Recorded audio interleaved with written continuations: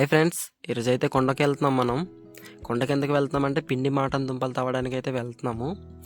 మా మాయ వాళ్ళు అయితే ముందు వెళ్ళిపోయారు, నేనైతే వెనకాల వెళ్తున్నాను. చూస్తున్నారు కదా, ఇవంతా పైనాపిల్ తోట. మనకి సీజన్కి వచ్చాక చూపిస్తాను. మాయ వాళ్ళు అయితే ముందుకు వచ్చారు కాబట్టి దుంప చెట్టు అనేది ఎక్కడుందనేది చూసుకున్నారు ప్లేసు. ఆ ప్లేస్ చూసుకొని ఆ దుంప చుట్టుపక్కలంతా పిచ్చి మొక్కలు అయితే ఉంటాయి.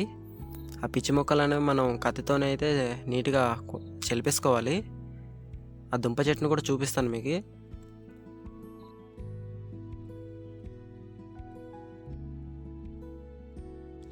చూస్తున్నారు కదా, ఇదే పిండి దుంప యొక్క చెట్టు. ఈ చెట్టు అయితే మనకి సన్నగా తీగలా ఉంటుంది. దీని ఆకులు కూడా మనకి తమలపాకులానే ఉంటుంది. చూపిస్తాను ఆకులు కూడా ఎలా ఉన్నాయి అన్నది.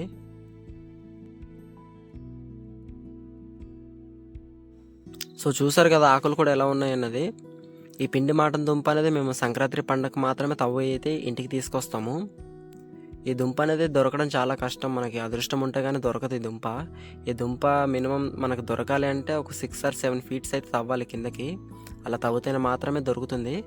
మనకు అదృష్టం బాగుంటుంటే మనకి పైనగానే దొరుకుతుంది దుంప అనేది. ముందుగా దుంప తవ్వుకునే పక్క ప్లేస్లో అయితే మా మాయ అయితే గుంపంతో తవ్వుతున్నాడు చూడండి.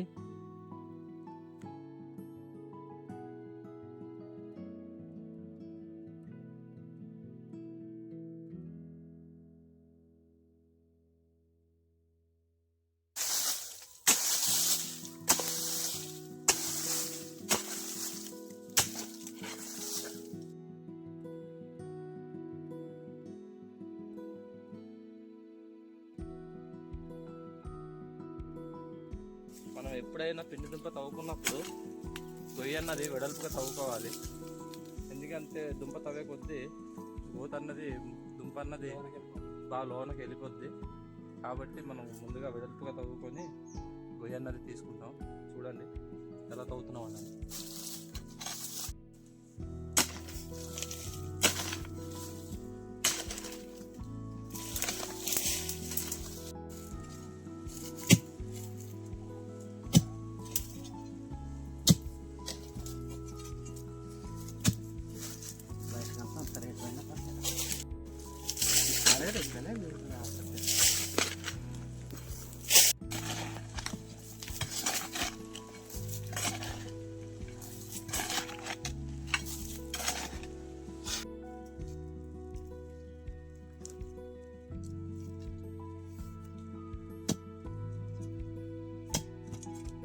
దుంప కనిపించుకునే తీసుకునే విధానాన్ని అయితే పేర్లు తీయడం అంటారు. దుంప చూస్తున్నారు కదా, కనిపిస్తుంది కదా దుంప. ఇంకా లోతుగా అయితే తవ్వాలి. ఇంకా లోతు తవ్వి చూపిస్తాను దుంప అయితే. దుంపనైతే చూసారు కదా, దుంపనైతే మనం గుంటంతో తవ్వుకునేటప్పుడు దుంపను తగలకుండా తవ్వుకోవాలి. చేతితో కూడా చాలా నీట్గా మట్టిని అయితే తీసుకోవడం జరుగుతుంది. చూపిస్తాను ఎలా తీస్తున్నామో. మట్టి పడుతుంది, నేను దుంపకి తగలకుండా గుంపంతో తవ్వడం అయితే జరుగుతుంది. చూపిస్తాను మట్టి ఎలాగ తీసుకోవాలో చూడండి.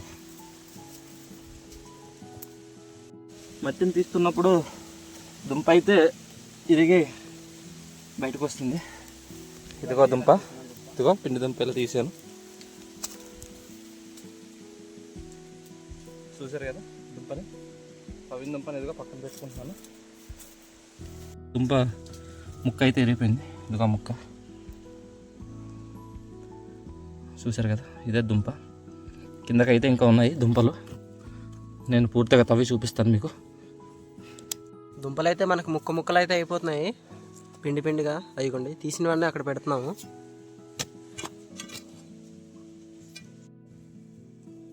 మట్టి కూడా దుంపలో కలిసిపోతుంది. మట్టిని దుంపనైతే వేరు చేసుకోవాలి ఇలా.